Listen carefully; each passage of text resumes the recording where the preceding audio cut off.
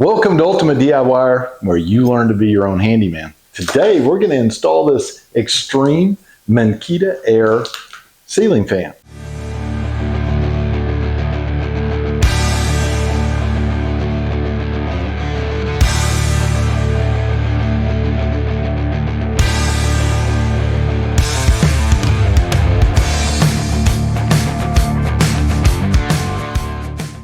Okay guys, this is going to be completing a video that I shot probably about 2-3 weeks ago. The reason I'm having to complete it today is I messed up. This is an Xtreme Minka Aire 8-foot wide ceiling fan.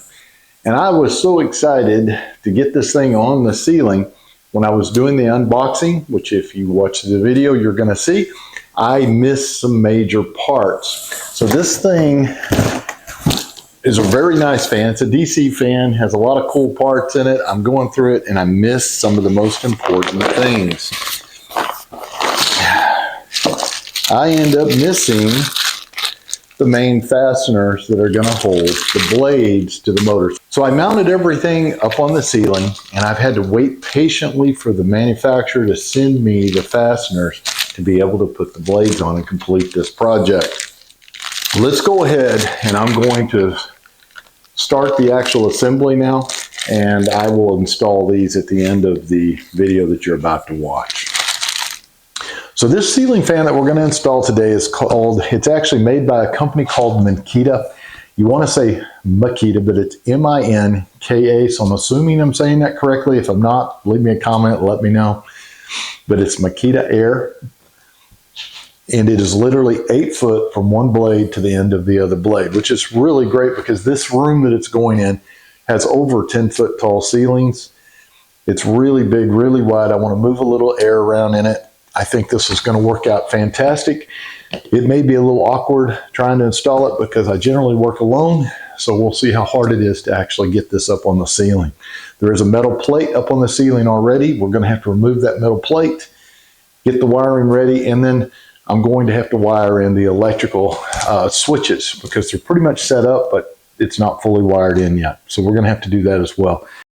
A couple of tools that I'm going to use though, we're going to try the new DeWalt 12-volt system out.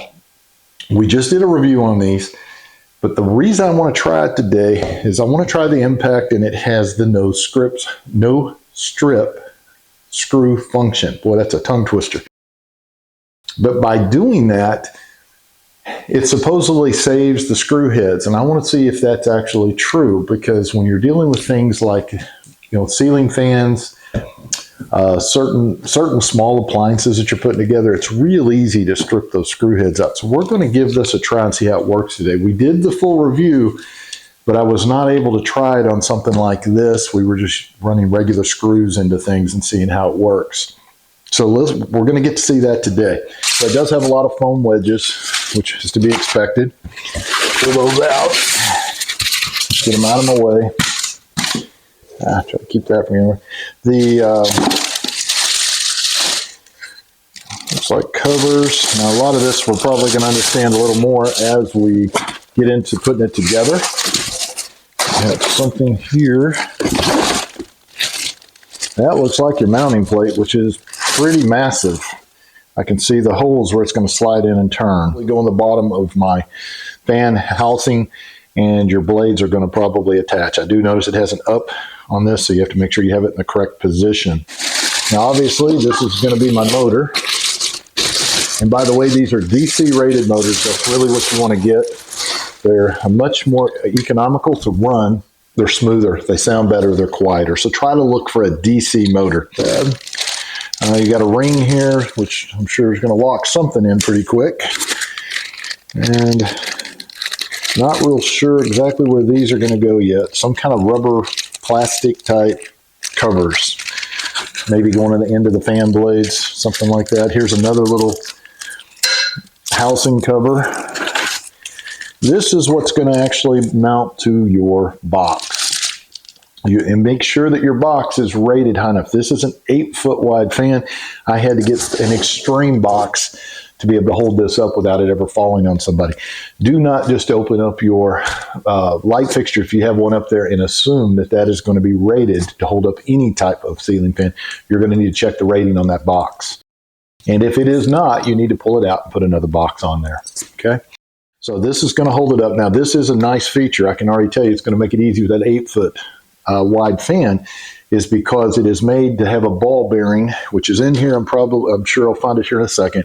It will go and you'll attach your fan, and you'll take it, pull it up, and you'll set it inside of this. Then you can wire everything up.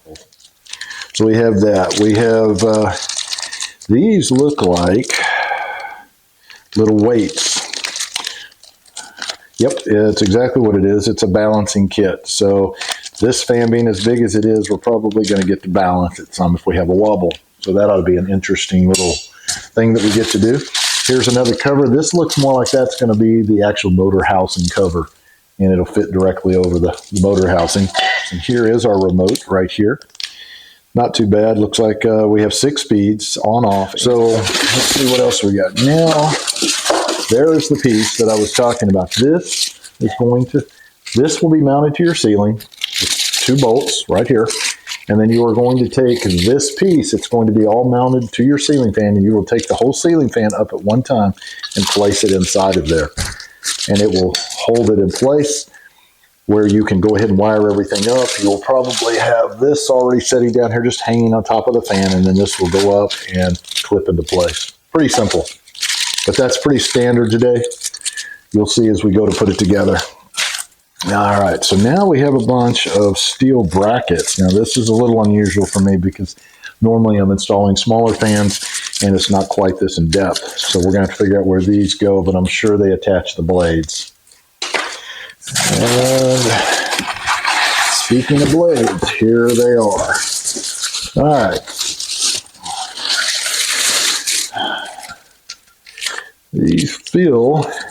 These are aluminum blades, which is really nice. Makes it very light, but yet very strong. And we'll probably put a ton of air. It'll move a ton of air. So I'm assuming this is what's going to mount to my motor. And those other little clips that we saw, I don't know. You see, those are going to go there. Something is going to fit over these right at this end. And I'm not sure what that is just yet. It may be these pieces and then they go sideways. Maybe rubber to help in case anybody ever puts a hand up and gets a hand hit. But we'll find that out in a few minutes. So we've got those out now. So all we have left in here, looks like, is just the instruction package. All of your paperwork is going to come like this, wrapped in plastic. You're going to rip open the plastic, look inside. The very first thing you want to set aside is your warranty information. This particular product has a lifetime warranty on the motor and a 1-year warranty on everything else. The instruction manual on this one is really kind of cool. It's a little flip through book. And this is not a normal ceiling fan that I install, so I'm going to have to follow this probably step by step to make sure, or not probably, I will follow it step by step to make sure that I don't miss anything. Also reading the instructions though, by the way, this fan does go up a little different than others probably because of the size. We are going to assemble the entire motor assembly on it, and we mount that and wire it in, and then we will come back and we put in the blades itself through that blade assembly. So it's a little bit different than a typical fan. A typical fan, I generally put together everything on the floor, put the whole thing up there, put it on the little hook, wire it in, and I'm done.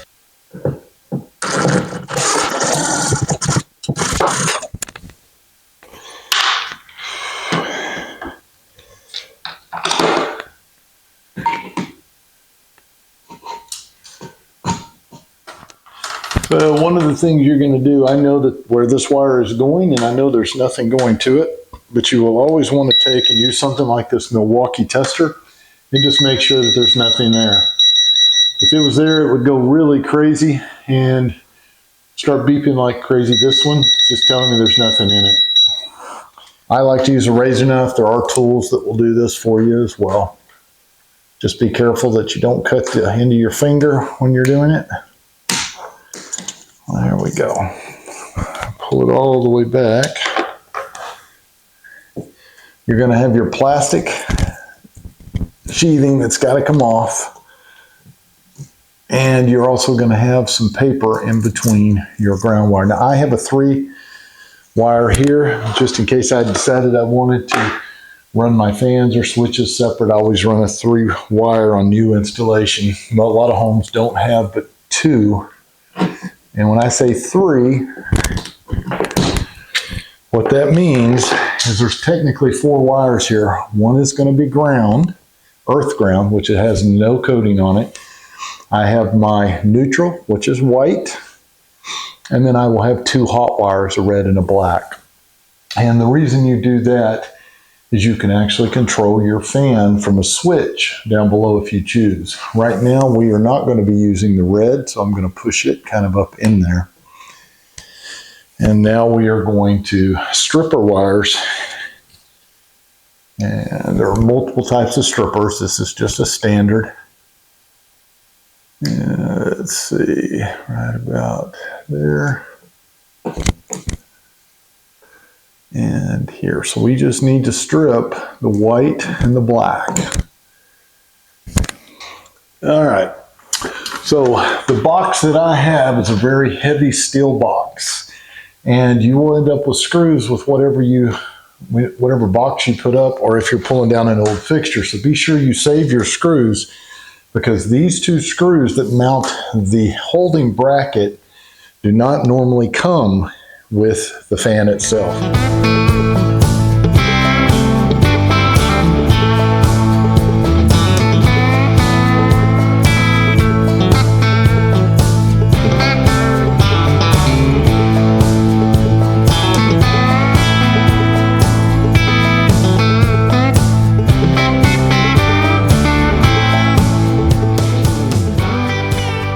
Okay, so assembling the motor assembly. Obviously, this is the top where your down rod is going to connect. So what we have to do to assemble this, the first thing you're going to do is pull this pin, set that aside somewhere safe, so that way you can get this inside of there. So you're going to take your down rod, and this is the part that slides in and is held from the ceiling. You need to remove this though, and remove the pin to be able to get everything in correctly. All you do is you have a set screw. You'll back that set screw off. I don't take it all the way off, I just loosen it so I can pull this down. I leave it exactly like it goes in, and you have a little rod, locking rod. Set that aside. All right, now take your wire, and it has a little strap on it. Cut that loose. And you've got a lot of excess here. You probably don't need the majority of that unless you're putting a bigger down rod. I'm going to go ahead and cut this a little shorter. Save myself some time. Let's see. Yeah, that's probably more than I need. Go ahead and give a little extra. I can trim it when I get up there if I want to trim a little more off. Better to be safe than sorry. Set that aside. And now you are going to thread the wire all the way up inside, and you'll start screwing it into place. Now you have a hole here. You need to line that hole up with the hole that's inside of here. That's going to be your extra little locking mechanism. And if you look in that hole, you should be able to see when you're at the right spot. Just a little more, right about there. Now, we take and put this back in, just like that. So the pin will go through. Then take your little key and put it through there till it locks into place. Now that makes that secure, and then you can actually tighten the set screws.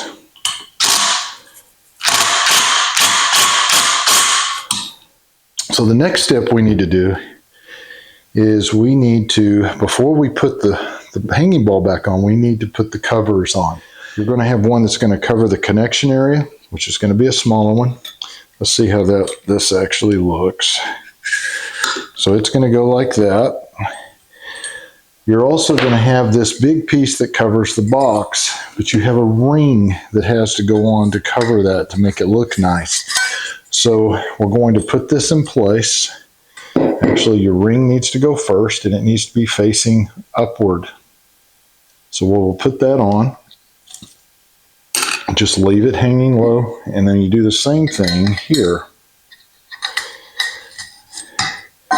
So now those will be ready to put into place when we get everything attached.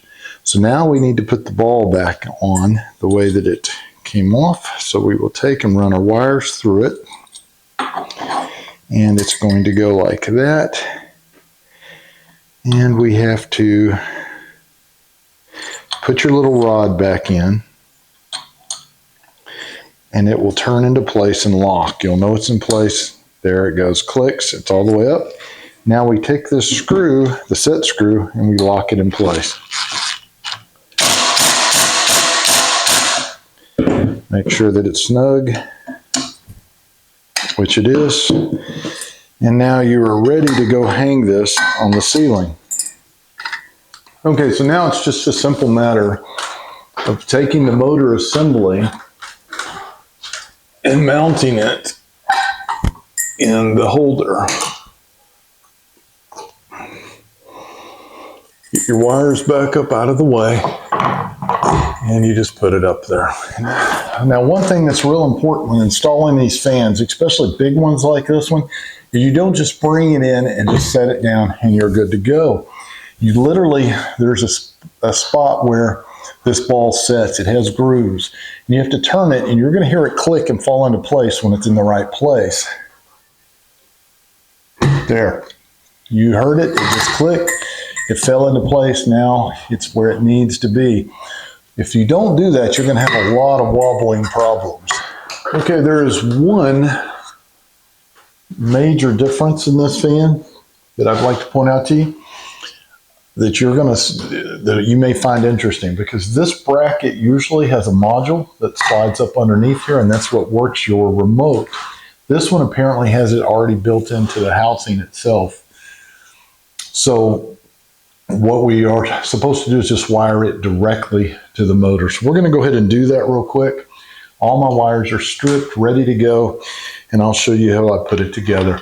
I generally will start with my grounds, and in this case I do have a grounded wire coming from the ceiling. I wired this up.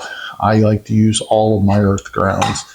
So this one will be 3 wires, because you have the bare wire coming from your Romex. I have a ground wire on the bracket, and I have a ground wire that is coming from the motor.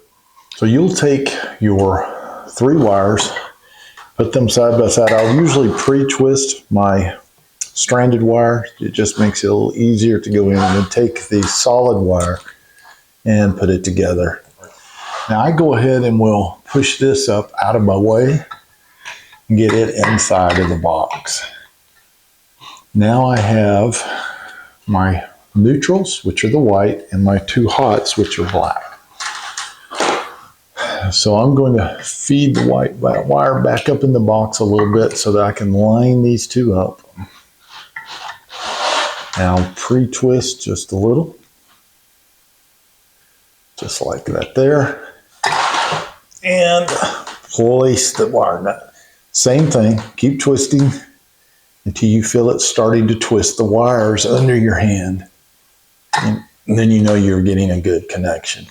Now, one other thing you could do, or you should do, is pull the wires, make sure that they're in there, which they are, and then you can tuck that up inside. So the only 2 I have left now are my black wires. Now I will do the same thing, take the excess, feed it back in the box, and then I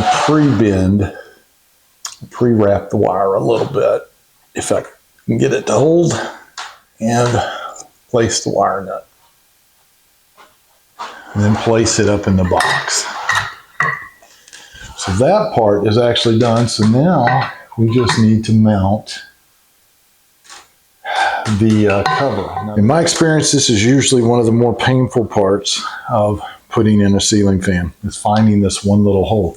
So you'll take it up with your slot and slide that on, lock it into place. All right, so now I have to find, this is the part that's hard. The other little hole is very difficult and hard to find. You can't probably see it very well in the video. This is the part you play with a little, trying to see exactly where it is.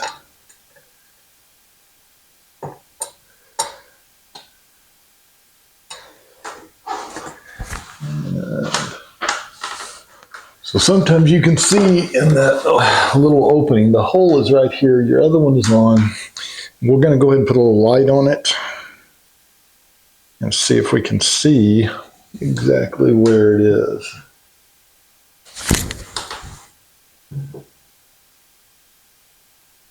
I think that's it right there. Let's see if that is the spot.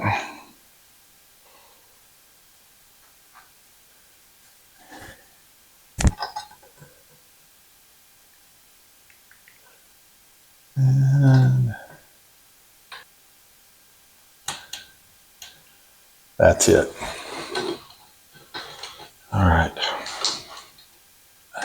Okay, so now that I've actually found the two screws, you're going to need a small screwdriver like this one to get in here and tighten these. If you don't get these tight, what's going to happen, this big fan is going to be moving around, and it's just going to make those screws get loose, and ultimately they are just going to fall out.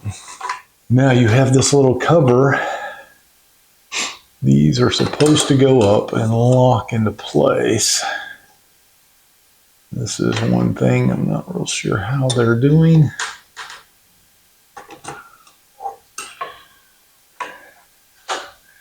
Oh, I see what they're doing.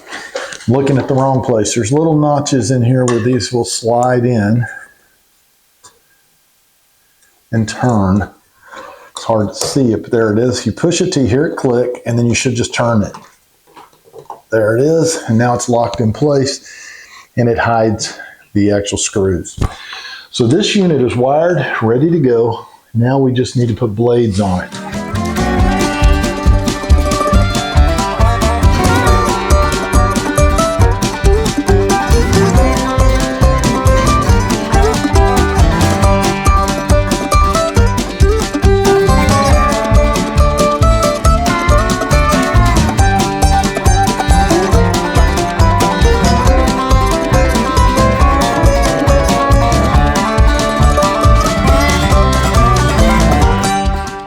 At this point, you've got your blades. They're long aluminum blades, really nice, but lightweight.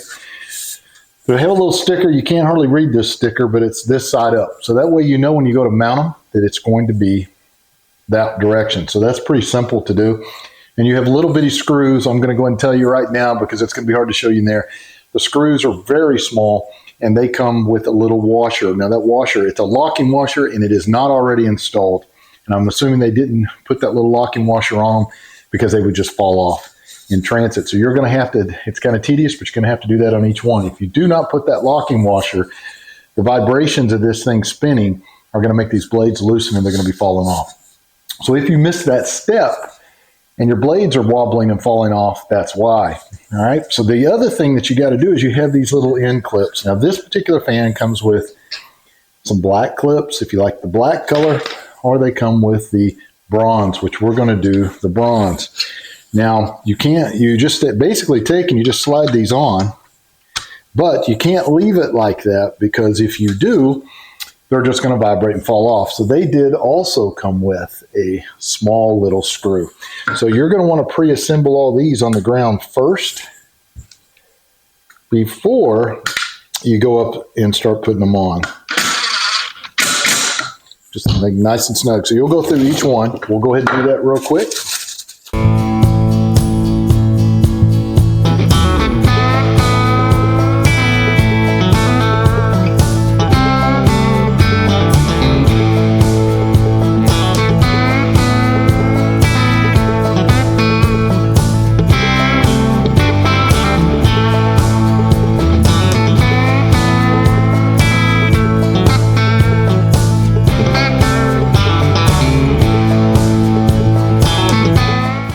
Okay, I have ran into a little bit of a snag. I work alone and I don't have a second person to help hold these long blades. I said this is an 8-foot span from blade tip to blade tip, so it's extremely difficult even though they're lightweight. And this particular model creates even a bigger problem. You have these metal clips right here that actually go on the blade. So you look and the blade tells you right here, this side up. So you're going to take this clip and line it up with the 2 holes at the bottom and 3 here. So you've got to do this in the air. If I can get them to line up right there. So this is the way to look from underneath the bottom when you're looking up. So you've got to go up to the top, hold this in outright, and then you take these little bitty screws with a little lock washer and you have to put it through the top of that holder into this blade. And part of the problem is these little bitty washers will fall all the way through if you don't get it lined up perfect. So the big issue is trying to hold the blade. So what I've done, and I'm going to show you a close-up, but what I've done is I've brought my other ladder out and I've used shipping tape and shipping taped the box to the top of it, and then you can adjust the ladder in or out to get it to the height that you want. So it'll hold my blade so that I can get this preset and get the first screw in. Once you've got the first screw, it's pretty simple. But I'll kind of show you from the ground as I'm going through it more in a time lapse because I don't want to pain you. But I want you to understand if you're working alone, there's always a way. You just have to figure it out. So the other ladder is right next to it. And I taped the actual box that came in it and a good old DeWalt box on top of them. Taped it together so it doesn't just fall off when I'm trying to actually put the blade on. So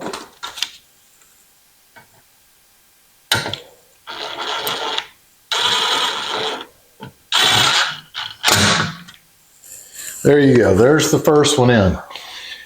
So I guarantee you that is much more difficult to try to do if you didn't have that box holding it up. But that's what we're going to do, and we're going to repeat the process. All right, guys, I did have to add a second box because if you take this over, it'll drop down, and now I've unleveled here, makes it harder. So if I have the second box, it'll always have a blade on there holding it upright. All right, so let's go ahead and go for number 2.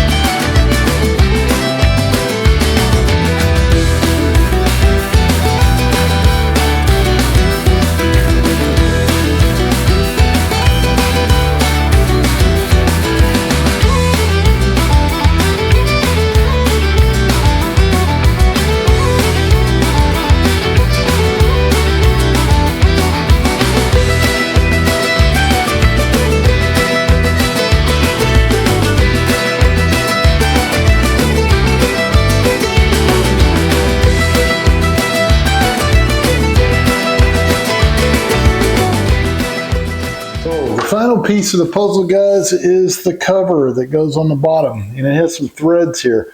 All you do is you just twist this on, and it may be, let's see if it's reverse threaded.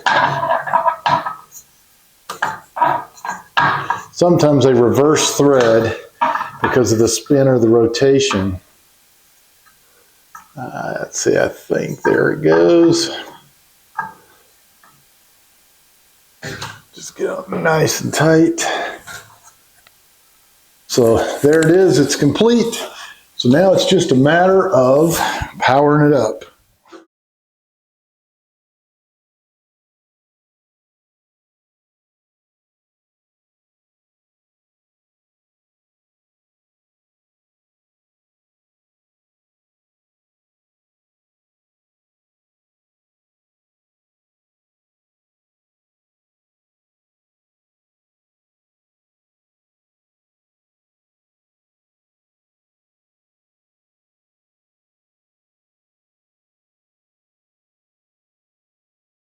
All right, guys, we've got it all wired in. We did a temporary wiring just because I want to test the fan, but now that it's all wired in, let's go ahead and test it.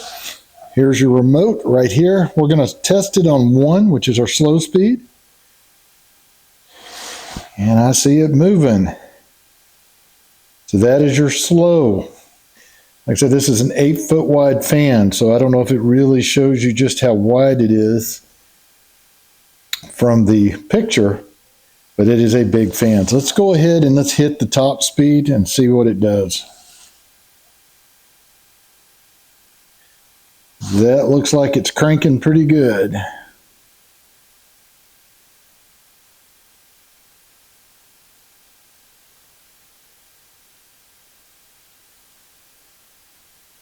Well, there you go, guys. It's working. The fan is in. It's beautiful. Makes no noise. It's a great fan. One thing I was also missing besides the screws at the very end, when I got everything wired, ready to go in, ready to turn it on, the battery that goes inside the remote. Usually they give you that battery. It even says in the instructions it was supposed to be there, was not there. So I had to run up to Home Depot and get that battery. It's a 12-volt little fat round battery, almost like a AA battery, but a little shorter, a little chunkier made. Went and picked that up, put it in, it starts up great. Now, I did show you a little bit of the electrical that I ran on this one. All I did is put in temporary switches right now because I'm ordering the upgraded switch system that I can put into the wall, and I'll show a video about that later so that you can see how that works, because I don't particularly like the hand remotes all the time. They get lost, especially in a living room. Kids carry them off to the bedrooms, falls into the sofa, whatever, you lose it. I like it mounted on the wall. Now you have a clip, you can mount this on the wall, but it can still be taken out and moved somewhere else and lost. I want it permanent on the wall. So I'll have a video about that later. I do appreciate you guys watching. If you got anything out of today's video and you're not a subscriber, be sure you hit that little subscribe button and become a subscriber. If you're a subscriber or you're just now subscribing and you do not have your bell notification button hit, please hit that, because you'll know about all the upcoming videos as I release them. Leave me a like and leave me a comment. If you have a better way of putting up this fan, or a fan period, or you have some tricks like what I had to do to get the blades on here, leave it in the comment. I'd like to hear it. I appreciate you guys watching, and we'll see you on the next one.